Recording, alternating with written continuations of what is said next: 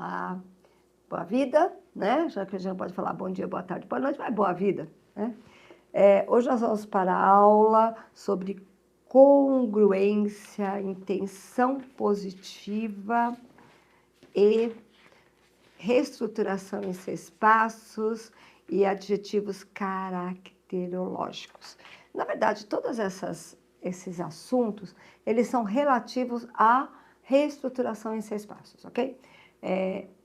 Vamos já direto para a aula, porque tudo que eu vou falar aqui vai ter alguns exercícios, mas nós vamos culminar com o exercício da reestruturação em 6 passos, que é uma dinâmica muito importante, talvez uma das mais importantes nessa parte do practitioner, porque ela é capaz de criar comportamentos criativos para a solução de problemas em comportamentos que são problemáticos, tá? Então, eu tenho um problema problemático e eu quero resolver isso de uma maneira criativa, e esse exercício, essa reestruturação em 6 passos, ela reestrutura a dinâmica desse comportamento para que eu possa aplicar ele de uma forma criativa e ecológica. Então, vamos projetar a tela para a gente poder ver, ok? Aí vocês têm um peixinho, sempre vou lembrar dos peixinhos, tá? E aqui tem uma figura. O que parece isso? Olha, a pessoa olha para um lado, aponta para o outro.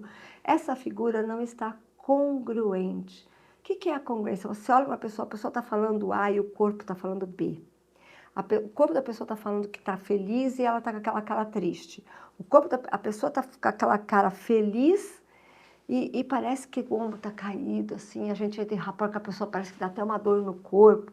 Não existe congruência no verbal, não verbal e estado interno da pessoa. E o pior, às vezes o verbal e o não verbal bate, mas a hora que você começa a entrar em rapport com a pessoa, parece que não funciona, parece que tem algo que não está legal ali, ok? Então, vamos lá. O que é congruência? Esse assunto não está aqui na apostila, é uma coisa que eu coloquei aqui para a gente poder definir congruência, tá bom? Congruência é a semelhança ou equivalência de características de essência correspondente, conformidade, igualdade e exatidão ao propósito que se destina. Isso é uma congruência, ok? Para congruência em PNL, significa harmonia interior em PNL. Significa que as nossas partes internas, crenças, estratégias e comportamentos alinhados em concordância em direção a um objetivo. É um recurso essencial da PNL. Se nós não estivermos congruentes com aquilo que nós estamos fazendo, a gente não consegue resolver nada. Você vai definir uma meta, se essa meta não for congruente com você, não vai resolver. Você vai colocar um estado desejado. Se esse estado desejado não for congruente com suas crenças, valores, estratégias e comportamentos e concordância em direção ao objetivo que você quer, também não vai funcionar coisa nenhuma, ok? Então, é uma situação que, assim, é básico de tudo. E no Reestruturação em 6 passos, a gente vai verificar muito isso de congruência, tá bom? Tem um exercício que a gente vai fazer da página 326, que é onde está a congruência, que a gente vai fazer no presencial, ok? Tá bom? Bom, incongruência. Característica, particularidade ou estado de incongruência, incongruidade. A incongruência de seus comportamentos, tá? Qualidade do que apresenta contradições, do que opõe ao padrão estabelecido, do que não tem lógica. A incongruência gera muito problema, isso tem muito na liderança, tá? Inclusive agora com essa nova norma da NR01 é uma coisa que tem que ser bem trabalhada, porque o líder está fazendo o que a empresa quer, mas ele não acredita naquilo. E ele não consegue passar para o funcionário, para o colaborador, para o vendedor, para o cliente, para o fornecedor, que ele está, de alguma forma, alinhado com aqueles valores da empresa, tá? Então, é um negócio tipo assim, é literalmente o seu corpo, as suas emoções, o seu estado interno está mentindo. Ele quer estar alinhado a isso, mas ele não consegue, porque não faz sentido para ele, tá? Para a PNL, incongruência significa conflito, uma luta interna, um conflito geralmente ao nível de crenças, valores e identidade. Fatores da incongruência estão fora do nível de consciência. Olha que coisa interessante. Nós estamos incongruentes, mas não sabemos por que estamos incongruentes, ok? Aqui aí vai ter um exercício, que são de 2 pessoas, que é A e B, e nós vamos fazer esse exercício, tá? Somente no presencial, né? E aí vamos para a segunda parte. Para entender bem a incongruência, assim, ou estamos com o nosso estado interno e pensamentos e sentimentos e emoções alinhadas, ou não estamos. E vira uma bagunça, porque a gente fala uma coisa que a gente quer, mas a gente não tem isso. E o interessante é como está bem lá. Nunca é consciente esse estado de incongruência, tá? O estado de congruência, ele é consciente, a gente sente que está congruente. No incongruente parece que tem alguma coisa errada e as pessoas pegam isso também, tá? Bom, próxima é a intenção positiva de comportamentos. Vocês lembram lá dos pressupostos da PNL, que eu falo quase toda aula, né? Então, pressuposto da PNL. Todo comportamento tem uma intenção positiva. Ponto. Acabou, sem discussão, ok? Quando eu tenho uma intenção positiva, um dos pressupostos da PNL, que é um dos básicos e é extremamente importante para ultrapassar resistências e objeções. Porque eu tenho sempre uma intenção positiva do comportamento. E se esse comportamento meu tem uma intenção positiva, é porque ele serve para alguma coisa. Então, todo comportamento é intencional ou foi desenvolvido de alguma forma com algum propósito positivo pelo meu sistema. Resistências ou objeções inconscientes surgem quando atende a um propósito escondido. Então, eu vou dar um exemplo. É um pouco drástico, mas é um exemplo pesado. Mas é o que tem que ser. Tem aquela pessoa que ele bate na mulher, ele briga com a mulher, ele bate, ele violenta, ele estupra, e ele não sabe por quê. E aí a gente começa a conversar com essa pessoa, e essa pessoa quer mudar, porque ele fala, não aguento mais isso, não aguento mais essa violência, porque eu não me sinto, de alguma forma, eu não me sinto bem fazendo isso, para meus filhos, não sei o quê, não sei o quê, não sei o quê, tá bom. Isso aí é um raro, diria assim, é um lampejo de consciência que vem que ele começa a ficar desconfortável, ou pior, a mulher não aguenta mais, já vai dar um pé na bunda dele, e ele vai ter que resolver isso, porque senão ele vai acabar, inclusive, preso. Então, ele vem procurar ajuda, e aí ele não sabe o motivo ou a intenção positiva desse comportamento de bater na mulher. E aí conversa vai, conversa vem, conversa vai, conversa vem, ele fala assim, isso é prazer. Aí conversa vai, conversa vem, conversa vai, conversa vem, metamodelando, ele fala assim, porque é o jeito de eu ser feliz e fazer as pessoas felizes. É isso. Opa, então tal. Então você bate para ser feliz e para fazer a sua esposa feliz? Ele fala assim, oi? Não pode ser isso, porque como é que alguém vai ser feliz apanhando eu posso até ser feliz batendo, mas quem apanha não vai ser feliz. Então, para ele é incongruente, tá? Intenção positiva era escondida.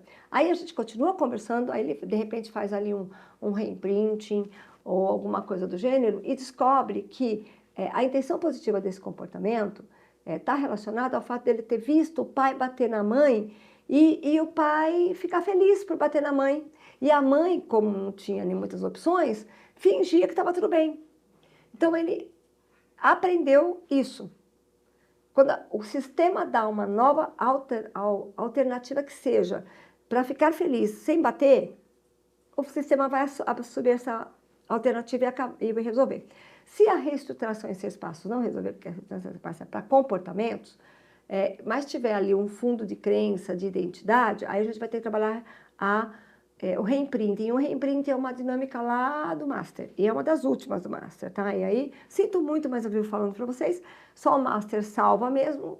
Quem quiser ter toda a compreensão da PNL sistêmica no nível mais estruturado, é até o Master que tem que ir, ok? Então, vai ter que fazer o Master para aprender, ok? Eu não vou conseguir ensinar vocês reimprint sem que vocês façam o Master, porque tem muita coisa para aprender para fazer um reimprint. Então, se nós temos uma reestruturação em 6 passos, e nessa reestruturação verificarmos que precisa de um reimprint, aí somente um Master treinado tem condições de fazer. E eu falo Master treinado porque nós não fazer o Master e não treinar, ok?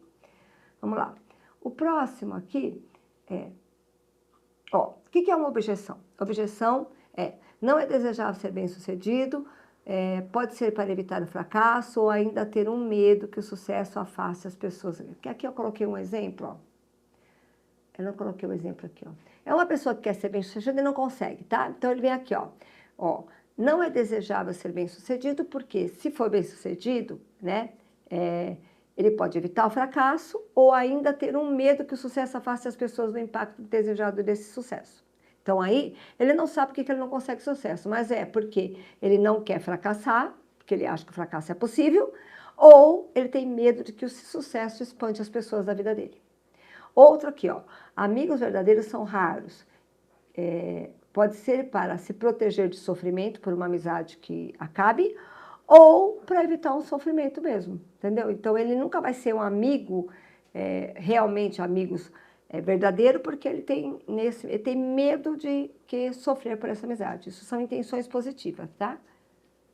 Bom, a intenção positiva, para encontrar a real intenção positiva do comportamento, que é o passo mais importante da metamodelagem, da reestruturação em 6 passos, é o que te traz de bom. O que não ter sucesso te traz de bom. O que fracassar consistentemente te traz de bom.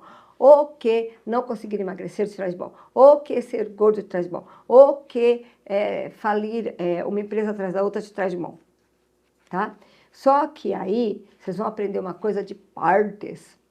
E aí eu tenho que direcionar esta pergunta à parte responsável pelo comportamento. Então, nós temos dezenas e dezenas de milhões de partes, tá? E cada parte quer uma coisa.